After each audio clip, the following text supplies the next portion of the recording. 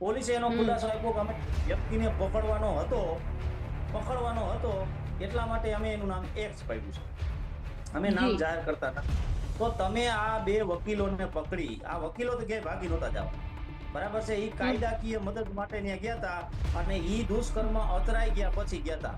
ઈ દુષ્કર્મના આરોપી છે, ફાંસીએ લટકાવવા તો ગયા નથી. હવે ઈ વયો ગયો તો મુખ્ય આરોપી કેવી રીતે પકડાશે મને કયો ચાલો. જી. અનિરુદ્ધસિંહ અને રાજદીપસિંહ માથે એફઆઈઆર નોંધાઈ ગઈ, પણ એફઆઈઆર નોંધાવવાથી કોઈ વ્યક્તિ ઉપર કાર્યવાહી થતી નથી. પરંતુ પોલીસની કામગીરી જોવો તમે, મુખ્ય આરોપીને નથી પકડવો, એને પકડથી દૂર રાખવો છે. એટલે એક્સ નામનો વ્યક્તિ જે 1 વર્ષથી આ પૂજા ગોરને ઓળખે છે, ઈ એક્સ નામ એની યાદી જાહેર કરે છે, પ્રેસ યાદી કરે છે. અને યાદીના કારણે એને ખબર પડી જાય છે કે હવે કાર્યવાહી મારી માથે થવાની છે. એટલે પોલીસે એવું કીધું તારી માથે ઇનડાયરેક્ટ કે તારી માથે હમ. આ પ્રેસથી એવું કીધું કે તારી માથે કાર્યવાહી કરવાની. એટલે એને ખબર જ છે કે ભાઈ હું જ છું આમાં. તો એ માણસ વયો ગયો અને ચોક્કસ ઇન્વેસ્ટિગેશનની માંગણી કરો. અને આ ઇન્વેસ્ટિગેશન જ તમને ન્યાય તરફ લઈ જાય છે. નહીતર આ પ્રકારની તપાસની ચાર્જશીટ બનશે તો મુખ્ય આરોપી એક્સ વાય ઝેડ ગમે તે છે. જો અનિરુદ્ધસિંહ ને રાજદીપસિંહ આ રીતની તપાસ છે ને, તો ચોક્કસપણે ઈ શંકાના લાભ મળી અને છૂટી જશે. કારણ કે એની પાસે મોટી બાબત ઈ છે કે ભાઈ અમારે રાજકીય અદાવત ચાલતી હોય એટલે કિનાખોરીથી અમારું નામ નાખેલું છે એમ કરી નીકળી જાય. રમેશભાઈ ધડુક છે, એમને 2019 ની અંદર લોકસભા જીતાડવા માટે આજ જયરાજસિંહ, આજ અનિરુદ્ધસિંહ સાથે મતદાન પ્રચાર માટે નીકળ્યા હતા. હમ. જામકંડોળાના એક ગામની અંદર એને એવું બે ભેગા રહીને કીધું તું બે હાથે હાથ પકડીને કે આ ચૂંટણી રમેશભાઈ ધડુક લડતા નથી, આ ચૂંટણી અનિરુદ્ધસિંહ મહિપતસિંહ જાડેજા, જયરાજસિંહ ટેમુભા જાડેજા લડે છે, તમારે ઈ પ્રકારે કામ કરવાનું છે.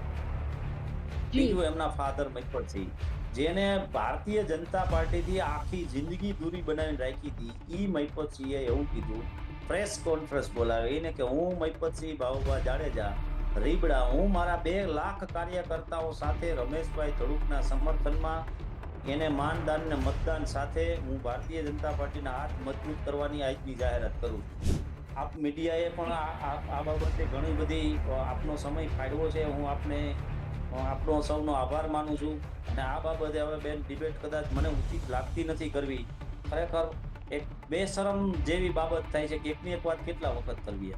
હું છું મેક્ષુ ઠક્કર. જે રીતે ગોંડલ હાલમાં ચર્ચાનો વિષય બની ગયું છે, અમિત ખૂટ નામનો જે આ કેસ છે, જે ગુજરાતના રાજકારણમાં પણ ગુંજી રહ્યો છે, આ સમગ્ર મુદ્દા અંગે ચર્ચા કરીશું ગોંડલના પાટીદાર સમાજના આગેવાન રાજુભાઈ સખિયા સાથે. જી રાજુભાઈ, સ્વાગત છે પહેલા તો આપનું લાઈવ 24 ન્યૂઝ. જી બેન, જી નમસ્કાર. રાજુભાઈ. જી રાજુભાઈ, જે રીતે વાત કરવામાં આવે તો અમિત ખૂંટના કેસને લઈને દરરોજ નવા વળાંક સામે આવી રહ્યા છે, નવા ખુલાસા થઈ રહ્યા છે. તો આ કેસને તમે પહેલા તો કઈ રીતે જોઈ રહ્યા છો? બેન, આ કેસની અંદર કોઈ દી વળાંક આવ્યો જ નથી ને એકેય ખુલાસા યોગ્ય થયા જ નથી. સૌથી પ્રથમ જે હની ટ્રેપનો શિકાર થયો ત્યારે એની ઉપર આ એફઆઈઆર દાખલ થઈને એટલે પેલી ભૂલ તો અમિતની છે, આપણે સ્વીકારી લેવાનું કે હમ. ભાઈ એના આટલી ઉંમર 32 વર્ષની ઉંમરની અંદર અચાનક ઈ પુખ્ત થયા પછી અચાનક કોઈ છોકરી એના સંપર્કમાં આવે, એને બોલાવે, એની સાથે જે કઈ આ બધું બન્યું ઈ કરવા માટેની જે કઈ તૈયારી બતાવે, તો અમિતે પેલી ભૂલ તો ઈ કરી લઈ છે. અને ઈ છોકરી છે એ અંડર એજ ની છે એટલે કાયદો પણ ઈ ગુનો કરવામાં ક્યારેય આપણે મદદ કરતો નથી કોઈ બાબતની. એટલે ઈ ગુનો બન્યો છે, એટલે આ બધા કારણો ઉત્પન્ન થયા છે. પરંતુ ઈ ગુનો જી. બનાવવા માટે, ઈ ગુનો થાય એટલા માટે પરિવારનું કહેવાનું સ્પષ્ટ અને ચોખ્ખું છે કે ભાઈ આ કાવતરું રચાણું છે. તો આ જી. કાવતરું જેને રચ્યું હોય, તમામ રચેતાઓ પચેતાઓ જે કોઈ હોય, તમામને આની અંદર સંડોવણી હોય, એની સામે કાર્યવાહી થવી જોઈએ. નહીં કે કોઈ એવી કે ભાઈ કાર્યવાહી ફલાણા ભાઈ માથે થવી જોઈએ. જો અમિત ખૂંટ છે એની ઉપર 2 તારીખે દુષ્કર્મ થયો, ની 3 તારીખે 11:45 મારા અંદાજે એફઆઈઆર દાખલ થઈ ગઈ હતી. અને એફઆઈઆર દાખલ થયાના 10 મિનિટની અંદર જાહેર મીડિયાની અંદર આના સમાચાર આવવા માંડ્યા હતા. તો આ સમાચારના આધારે અમિત ખૂટ 3 તારીખે બપોરથી લઈ અને 5 તારીખે સવાર સુધી ક્યાં અને કોની પાસે હતો? જી. પોલીસ પકડથી શું કામ દૂર હતો? અને જે જી લોકો એની લાશ માથે રાજકારણ કરવા આવેલા હતા એને બધાને જાણ હતી, છતાં એને અમિતને પોતાની કસ્ટડીમાં કે પોલીસની કસ્ટડીમાં એને લીધો શું કામ નહીં? ઈ લોકો એવી આત્મીયતા બતાવે છે કે અમિત અમારો હતો, અમારો દીકરો હતો. અને ત્યાં સુધી એને એવું કીધું કે રીબડા ગામને, જો ઈ તો એક શરમજનક બાબત છે, પણ ઈ લોકોને બોલતા શરમ નથી આવતી કે 30 વર્ષથી તમે શાસનમાં છો અને રીબડા ગામ છે એ ગોંડલ થી તદ્દન નજીક 13 કિલોમીટર 14 કિલોમીટર છેટું ગામ હોય અને ઈ સ્વતંત્ર નથી, એવી વાત તમે ખુદ કરો તો તમને શરમ નથી આવતી? પેલા તો 30 વર્ષથી તમે દબંગાઈની વાતો કરો છો કે અમે ફલાણા માટે દબંગાઈ કરી છે, ફલાણા માટે આ કર્યું છે, તે કર્યું છે. તો એક દબંગાઈ તમારે 1998 પર જઈને કરી આવવાની હતી, ઈ કા નથી કરી? અને હવે 2022 માં કરવા નીકળ્યા. એટલે 100% આ કેસાની અંદર માત્ર ને માત્ર પ્રથમ દ્રષ્ટિએથી કાવતરું રચાણું ત્યાંથી માંડી જેને કોઈએ કર્યું હોય આપસી સામ સામે રાજકારણ થઈ રહેલું છે. અને રાજકારણના જી ભાગરૂપે જાળવે લટકતી લાશ ઉપર લોકો આવી જાય છે અને ભડકાઉ ભાષણ દઈને જતા રહે છે. બરાબર છે. હમ પછી ઈ લોકોએ શું કરાયું કે ભાઈ દીકરો લટકી ગયો છે, પ્રથમ પ્રાયોરિટીના ભાગરૂપે ગોંડલ સિવિલ હોસ્પિટલે અને ત્યારબાદ ફોરેન્સિક લેબ માટે રાજકોટ લઈ જાય છે. રાજકોટની એમ કે છે કે ભાઈ અમારે લાશ સ્વીકારવી નથી. શું કામ? કે જે આમાંથી સુસાઇડ નોટ નીકળેલી છે, સુસાઇડ નોટના આધાર ઉપર જે લોકો અનિરુદ્ધસિંહ અને એનો દીકરો રાજદીપસિંહ પકડાય ને ત્યાં સુધી લાશ સ્વીકારવી નથી. આવો એક પેંતરો રચે છે અને પેંતરાની અંદર 18 થી 20 કલાકથી વધુ સમય સુધી લાશને એમનેમ રાખે છે. પછી અચાનક એમ કહે છે કે ભાઈ હવે સરકારે અમને, પેલા સરકારની વાત કરતા હતા, પછી એવું કીધું કે ભાઈ પોલીસે અમને ખાતરી આપી કે ભાઈ અમે 100% જે કામનો જે આરોપી છે એને તાત્કાલિક પકડી લેશું, એટલે અમે લાશ સ્વીકારી છે અને એને અગ્નિદાહ આપી છે. હમ પછી આ પોલીસની કામગીરી તમે જુઓ, એ બે છોકરીઓના નિવેદન નોંધે છે. નિવેદનના આધાર ઉપર છોકરીઓ સ્પષ્ટપણે કહે છે કે અમે 1 વર્ષથી વધુ સમયથી પેલા ભાઈના કોન્ટેક્ટમાં હું હતી. પૂજા એવું કહે છે. હમ હિમકરસિંહના જે એસપી હિમકરસિંહ છે એના નિવેદનની વાત હું કરું છું. 1 વર્ષથી ઈ એના સંપર્કમાં હતી તો એનું નામ જાણે છે, એટલે એને એનું નામ પોલીસને આપી દીધું. પોલીસે એનો હમ ખુલાસો આપ્યો કે અમે વ્યક્તિને પકડવાનો હતો એટલા માટે અમે એનું નામ એક્સ પાડ્યું છે, અમે નામ જી જાહેર કરતા નથી. તો તમે આ બે વકીલોને પકડી, આ વકીલો તો ક્યાંય ભાગી નહોતા જવાના, બરાબર છે? ઈ હમ કાયદાકીય મદદ માટે ત્યાં ગયા હતા અને ઈ દુષ્કર્મ અતરાઈ ગયા પછી ગયા હતા. ઈ દુષ્કર્મના આરોપી છે, ફાંસીએ લટકાવા તો ગયા નથી, હમ ફાંસીના માચડે લટકાવા તો ગયા નહોતા ઈ અમિતને. દુષ્કર્મની જી પીડિતાને મદદમાં ગયા હતા. આ બે પેશેવર વકીલ છે, આ નામદાર કોર્ટથી દૂર રહી ન શકે, આને ગમે ત્યારે પકડી શકાય. પરંતુ પોલીસની કામગીરી જોવો તમે, મુખ્ય આરોપીને નથી પકડવો, એને પકડથી દૂર રાખવો છે. એટલે એક્સ નામનો વ્યક્તિ જે 1 વર્ષથી આ પૂજા ગોરને ઓળખે છે, ઈ એક્સ નામ એની યાદી જાહેર કરે છે, પ્રેસ યાદી કરે છે અને યાદીના કારણે એને ખબર પડી જાય છે કે હવે કાર્યવાહી મારી માથે થવાની છે. એટલે પોલીસે એવું કીધું કે તારી માથે આ ઇનડાયરેક્ટ કે તારી માથે હમ આ પ્રેસથી એવું કીધું કે તારી માથે કાર્યવાહી કરવાની. એટલે એને ખબર જ છે કે ભાઈ હું જ છું આમાં. તો એ માણસ વયો ગયો. હવે ઈ વયો ગયો તો મુખ્ય આરોપી કેવી રીતે પકડાશે મને કયો? ચાલો જી અનિરુદ્ધસિંહ અને રાજદીપસિંહ માથે એફઆઈઆર નોંધાઈ ગઈ, પણ એફઆઈઆર નોંધાવવાથી કોઈ વ્યક્તિ ઉપર કાર્યવાહી થતી નથી. એફઆઈઆર પ્રથમ દ્રષ્ટિ અહેવાલ છે, કોગ્નિઝેબલ અને નોન કોગ્નિઝેબલ ગુનાની એક પરિભાષા છે. એફઆઈઆર નોંધવી, પ્રથમ તબક્કે નોંધવી, એક હરણેશ કુમારના સુપ્રીમ કોર્ટના જજમેન્ટના કારણે તમામ પોલીસ વાળાઓએ પ્રથમ તબક્કે જ એફઆઈઆર નોંધવાની હોતી હોય છે. એવી જ રીતે સુસાઇડ નોટના આધાર ઉપર આ એફઆઈઆર ની અંદર અનિરુદ્ધસિંહ અને રાજદીપસિંહનું નામ આવ્યું. પણ રાજદીપસિંહ અને અનિરુદ્ધસિંહ જો આના કાવતરા રચેતા હોય તો એને આ એક્સ નામના વ્યક્તિ પાસેથી જેનો એની કડી મળે અને એક્સ ને તો પોલીસે વગાડી મૂક્યો.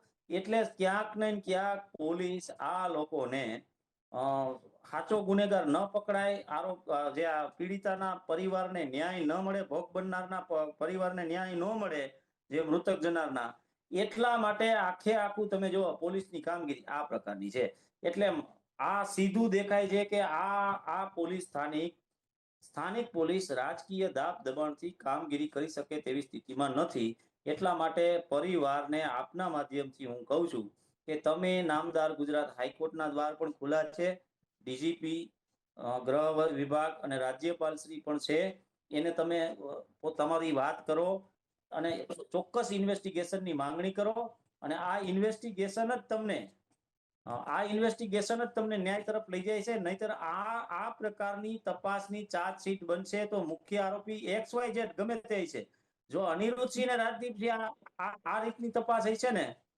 તો ચોક્કસપણે ઈ શંકાના લાભ મળી અને છૂટી જશે. કારણ કે એની પાસે મોટી બાબત ઈ છે કે ભાઈ અમારે રાજકીય અદાવત ચાલતી હોય એટલે કિનાખોરીથી અમારું નામ નાખેલું છે એમ કરીને નીકળી જાય.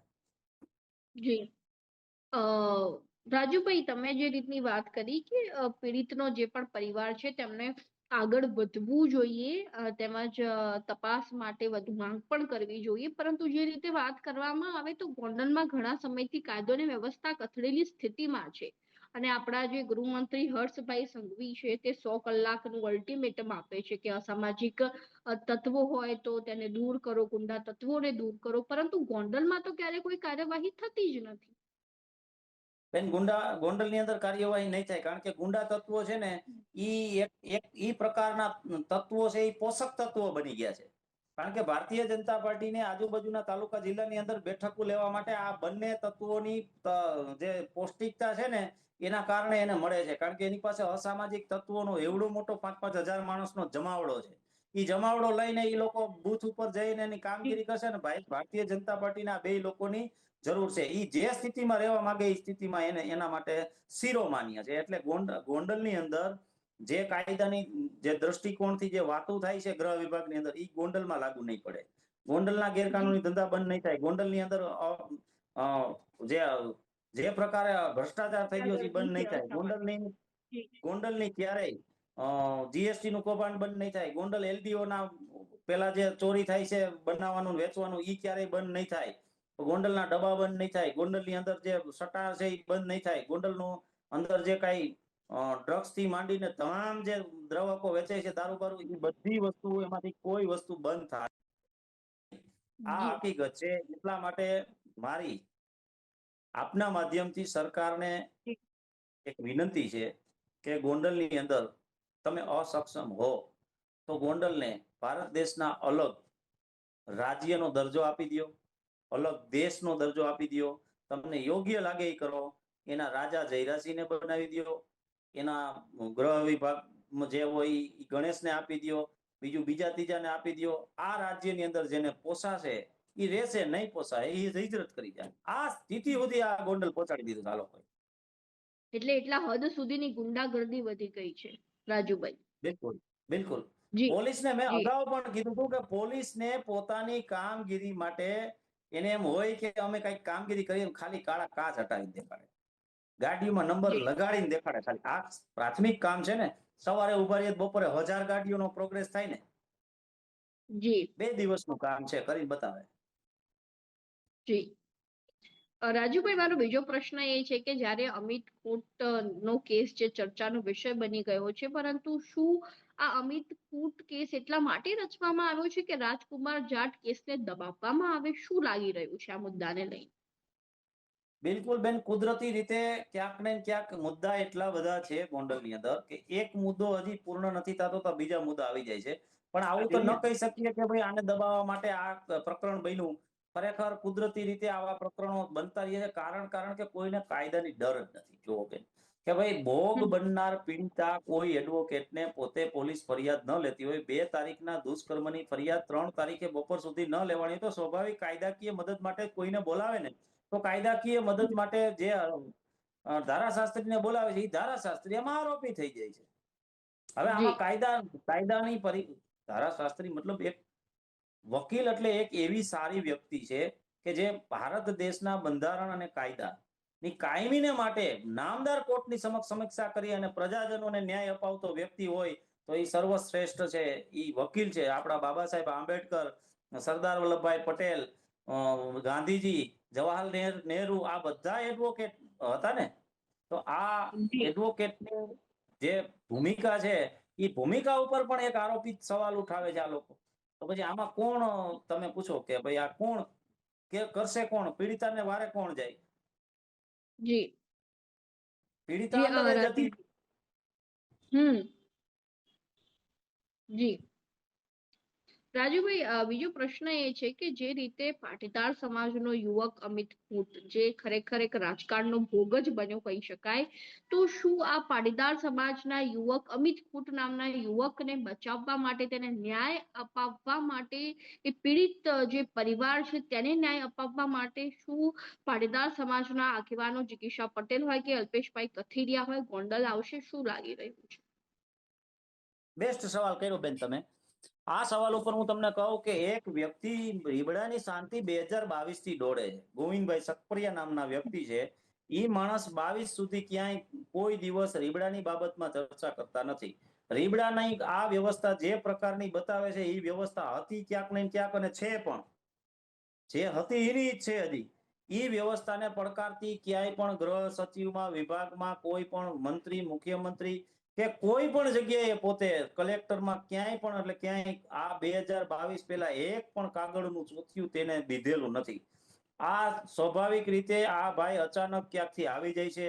2022 ની ચૂંટણીમાં એક સંગઠનના નામે માણસોને ભેગા કરે છે અને કહેવાય ને કે ભાઈ ફલાણા ભાઈ છે, આવે છે, એ આપને મદદ કરશે, આમ છે તેમ છે, એવું કરી અને એક મીટિંગ બોલાવે છે. જયરાજસિંહને બોલાવે છે. ત્યાં જયરાજસિંહને સર ભગવતસિંહજી કહે છે અને જયરાજસિંહનું હળાહળ અપમાન કરે છે, એને ગાળો દે છે.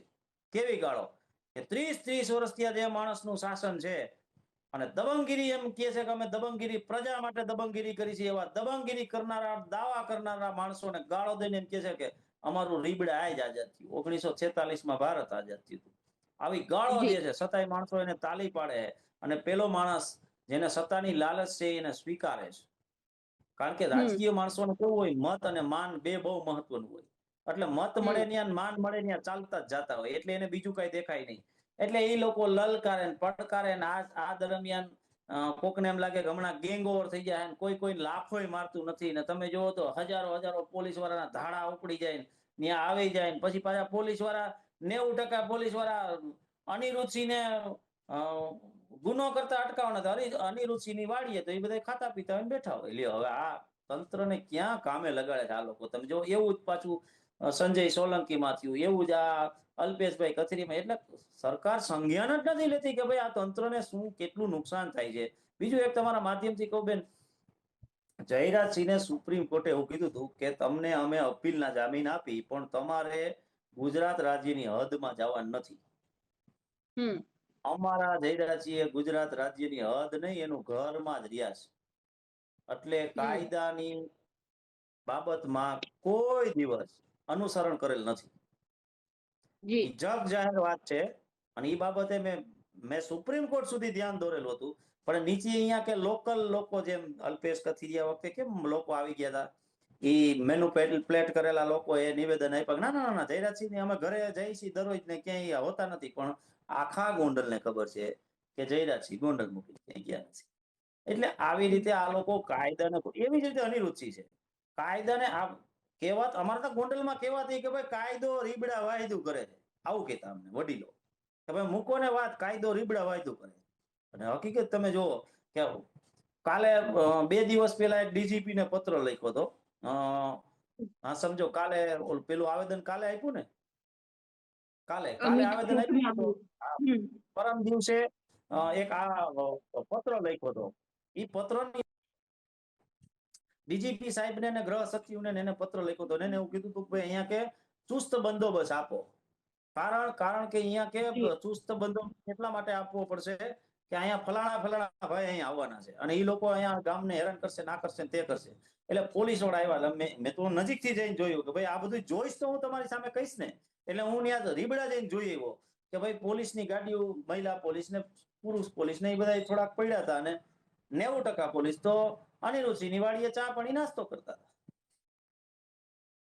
એટલે આ તંત્રનો કેવી રીતે આ લોકો દુરુપયોગ કરે છે એ જોવાની બાબત છે. હમણાં કોઈ વ્યક્તિને સાચે જ કોઈને કઈ તકલીફ હોય અને પોલીસની જરૂર પડે તો પોલીસ સ્ટેશનમાં પોલીસ અવેલેબલ નથી, પણ આવા બંદોબસ્તની અંદર પોલીસને રોકી રાખવામાં આવે છે. એટલે આ આખું ષડયંત્ર ખરેખર હું આપના માધ્યમથી રીબડાના વતની પટેલ પરિવારને પૂછીશ કે ભાઈ આ ગોવિંદભાઈ સકપરિયાની ક્રોનોલોજી તમને સમજાય છે? ગોવિંદભાઈ સકપરિયા શા માટે રાજકોટથી રીબડા આવે છે? રીબડા એનું રેસિડેન્ટ નથી, છતાંય આ ભાઈ રીબડા આવીને રીબડાની શાંતિની શું કામ ડોયડી છે? આઝાદી તો અપાવી શક્યા નથી. એ કે છે એ પ્રમાણેનો સિલસિલો હજી ચાલુ છે. 2022માં એને એવું કીધું હતું કે આજે આઝાદી મળી ગઈ, તો આજની તારીખમાં કોઈ સ્વતંત્ર પોતાની જમીન વેચવા નથી. બિનખેતી કરેલા લોકો પોતાના રસ્તા રોડના અંદર બહારથી માટી લઈને ભરવાય સક્ષમ નથી. ધરાર એને જવું પડે છે. ગામની પંચાયતની અંદર અનુસૂચિત જાતિની મહિલા બેઠક હોય અને મહિલા બેઠક ની ઉપર કોઈ દી સરપંચ તરીકે મહિલા સરપંચ બિરાજમાન નથી થતા. ત્રાહિત વ્યક્તિઓ જ પંચાયત ચલાવે છે. એ બાબતે તમે કોઈ દી કઈ કહેતા નથી, કઈ કરતા નથી. કોઈ પ્રકારની કામગીરી તમારી ઓન પેપર છે નહીં. માત્ર ને માત્ર બસ બોલ બચન કરવા માટે આવી જાય છે. અને એ તમે કોને કહે? તમે જુઓ કે જે લોકો જયરાજસિંહને સમર્થન નથી કરતા એવાને લલકારવાના પડકારવાના. હવે હું તમને એક એક્ઝામ્પલ આપું કે આ નરેશ પટેલ કોઈ સિસ્ટમ છે? ખોડલધામના ટ્રસ્ટી છે. સમાજના ઉદ્યાન માટે આવનાર ભવિષ્ય માટે એ ભવિષ્ય છે અમારું, એ વર્તમાન નથી. એ ભવિષ્ય છે. એ ભવિષ્યનું વિચારી અને એને જે કરવાનું છે એ કરે છે. એવી જ રીતે અલ્પેશ કથિરિયા, જીગીસાબેન, આ બધા અમારા એક્ટિવિસ્ટો છે, સામાજિક એક્ટિવિસ્ટો છે, સર્વજ્ઞાતિ માટે કામ કરનારા લોકો છે. તો આ કાયદાને અનુસરણ થાય એના પ્રયાસમાં પોતે પોતાનો સમય અને જે કઈ એની શક્તિ છે એ આપણી નજર સમક્ષ આવે છે. હવે ઈ એને બોલાવે છે. ખરેખર બોલાવા કેને જોઈએ? બેન, અમારા રમેશભાઈ ધડુ ભામાશા કહેવાય, લોકલ છે, પૂર્વ સાંસદ છે, આખી ગુજરાતની અંદર જે એની હેડ ઓફિસ છે ત્યાંથી માંડીને બધી જગ્યાએ રમેશભાઈ ધડુક છે. એમને 2019ની અંદર લોકસભાને જીતાડવા માટે આજ જયરાજસિંહ, આજ અનિરુદ્ધસિંહ સાથે મતદાન પ્રચાર માટે નીકળ્યા હતા. જામકંડોળાના એક ગામની અંદર એને એવું બે ભેગા રહીને કીધું તું, બે હાથે હાથ પકડીને, કે આ ચૂંટણી રમેશભાઈ ધડુક લડતા નથી. આ ચૂંટણી અનિરુદ્ધસિંહ મહિપતસિંહ જાડેજા, જયરાજસિંહ ટેમુભા જાડેજા લડે છે. તમારે ઈ પ્રકારે કામ કરવાનું છે. બીજું એમના ફાધર મહિપતસિંહ, જેને ભારતીય જનતા પાર્ટીથી આખી જિંદગી દૂરી બનાવીને રાખી હતી, ઈ મહિપતસિંહે એવું કીધું, પ્રેસ કોન્ફરન્સ બોલાવીને કે હું મહિપતસિંહ ભાવુભા જાડેજા રીબડા, હું મારા 2 લાખ કાર્યકર્તાઓ સાથે રમેશભાઈ ધડુકના સમર્થનમાં એને માનદાન ને મતદાન સાથે હું ભારતીય જનતા પાર્ટીના હાથ મજબૂત કરવાની આજની જાહેરાત કરું છું.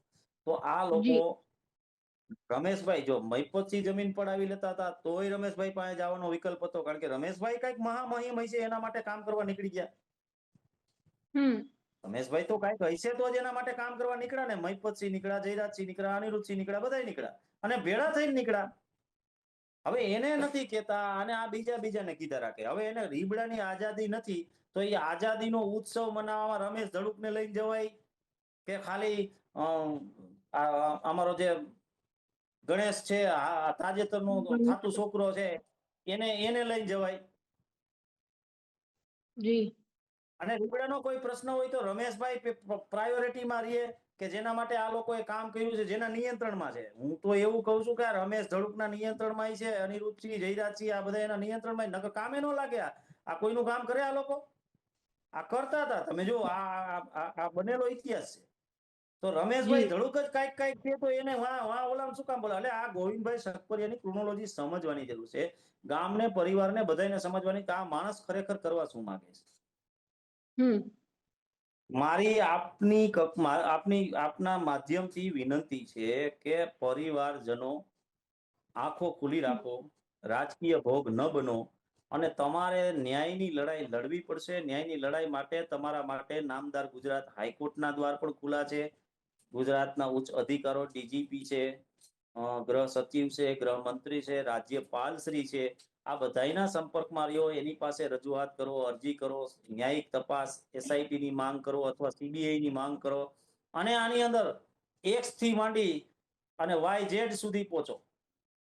આ એક્સ આવીને ઉભું રહી ગયું છે ને વાય ઝેડ બાકી છે. આખી એબીસીડી પૂરી કરવી હોય તો તમારે આ એજન્સીને બદલવી પડશે. અહીંની જે લોકલ એજન્સી પોલીસની છે એ તપાસ કરી શકશે નહીં. આપ મીડિયાએ પણ આ બાબતે ઘણી બધી આપનો સમય ફાળવ્યો છે. હું આપણો સૌનો આભાર માનું છું. અને આ બાબતે હવે બેન ડિબેટ કદાચ મને ઉચિત લાગતી નથી કરવી. ખરેખર એક બેશરમ જેવી બાબત થાય છે કે એકની એક વાત કેટલા વખત કરવી એમ. જી. પણ રાજુભાઈ, જે રીતે વાત કરવામાં આવે તો આપણે સતત ચર્ચાનો મુદ્દો તો બનાવી દીધો છે, પરંતુ તેનું નિરાકરણ તો છતાં પણ નથી આવતું. જે રીતે વાત નિરાકરણ મેં કરવા તમને કીધું, નિરાકરણ લાવવા માટે 3 વિકલ્પ છે અમારી પાસે. હમ એક, ગૃહમંત્રી હરેન જી પંડ્યાનો અનુયાયીને ગૃહમંત્રી બનાવો. છે કોઈ ભારતીય હમ, જનતા પાર્ટી પાસે હરેન પંડ્યાનો અનુયાયી? એ ગમે એ જ્ઞાતિના હોય એને બનાવો. જી બીજું કે અમારા ગોંડલનો ઇતિહાસ લો એન્ડ ઓર્ડરનો રહ્યો છે. હમ અ, આજમાઈશ પીરિયડમાં આઈપીએસ અધિકારી તરીકે નાયબ પોલીસ અધિક્ષકની નિમણૂક કરાવો અને આઈએસ તરીકે સબ ડિવિઝનલ મેજિસ્ટ્રેટની અહીંયા કે નિયુક્તિ કરાવો, સબ ડિવિઝનલ મેજિસ્ટ્રેટ તરીકે. 2 અને ત્રીજું, ગુજરાતની સરકારને જરા પણ શરમ હોય તો આ બંને બાહુબલી અને ગુંડાગીરીના ઇતિહાસ ધરાવતા લોકોને એકની હાઈકોર્ટની અંદર ખોટી સજા માફીની અરજી પેન્ડિંગ છે, હમ, એની અંદર તમે તમારું સ્પષ્ટ અભિપ્રાય આપો, અને જી બીજાની સુપ્રીમ કોર્ટની અંદર માનવ વધના અપરાધી તરીકેની અપીલ પેન્ડિંગ છે, એની અંદર પણ તમે તમારું ડાયરેક્શન આપો કે ભાઈ નામદાર સુપ્રીમ કોર્ટ તાત્કાલિક ધોરણે લો એન્ડ ઓર્ડર ને સિચ્યુએશનને ધ્યાનમાં રાખીને અપીલનો નિર્ણય લ્યો. આવું ગુજરાતની જી સરકાર કરે. આ 3 વિકલ્પ છે અમારી આઝાદીના. આઝાદ રીબડા નથી, આઝાદ ગોંડલ પણ નથી. અને આ જે જી લોકો મિર્ઝાપુર કહે છે ને, એ મિર્ઝાપુર કહેવા વાળાને અમે રોકી નથી શકતા, ગમતું તો અમને નથી જ. જી જી રાજુભાઈ, ધન્યવાદ આપનો જોડાવવા બદલ. જે રીતે વાત કરવામાં આવે તો ગોંડલના પાટીદાર સમાજના આગેવાન રાજુભાઈ દ્વારા છેલ્લે હાથ જોડી દેવામાં આવ્યા છે કે ખરેખર ભારત સરકાર, જે ભાજપની સરકાર છે, તેમને ગોંડલ એક વખત આવવું જોઈએ, અહીંયા ખરેખર રોકાણ કરવું જોઈએ કે જે રીતે ગોંડલની હાલત બદતર બનતી જાય છે, મિર્ઝાપુર બની ગઈ છે, તેના ઉપર ખાસ નજર કરવાની જરૂર છે. તે રીતની વાત જે છે તે હાલમાં રાજુભાઈ સખિયા દ્વારા જણાવવામાં આવી છે. તો હવે હાલમાં સૌથી મોટો પ્રશ્ન એ છે કે આ જે મિસ્ટ્રી મેન કોણ છે, અમિત ખૂંટ નામના આ કેસમાં, ક્યારે બહાર આવે છે, તે પણ સૌથી ચર્ચાનો મુદ્દો હાલમાં બની ગયો છે, સૌથી મોટો પ્રશ્ન બની ગયો છે. તો આ મુદ્દા અંગે તમારું શું કહેવું છે, ચોક્કસથી અમારા કોમેન્ટ બોક્સમાં જણાવજો. ને હજુ સુધી તમે જો લાઈટ 24 ન્યૂઝને સબસ્ક્રાઇબ નથી કર્યું તો હાલ તેને સબસ્ક્રાઇબ કરી.